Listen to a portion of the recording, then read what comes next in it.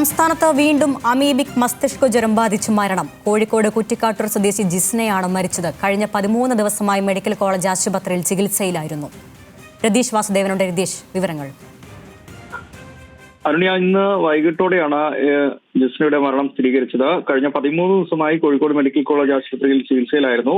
ആദ്യം പനി ബാധിച്ച് സ്വകാര്യ ആശുപത്രിയിലൊക്കെ ചികിത്സ നടത്തിയെങ്കിലും തുടർന്ന് മെഡിക്കൽ കോളേജിൽ എത്തുകയും വിദഗ്ധ ചികിത്സയ്ക്ക് വിധേയമായി ആശുപത്രിയിൽ കഴിയുന്ന അവസരത്തിലാണ് ഇപ്പോൾ 13 ദിവസമായി കഴിയുന്ന സമയത്താണ് ഇപ്പോൾ മരണം സംഭവിച്ചിട്ടുള്ളത്.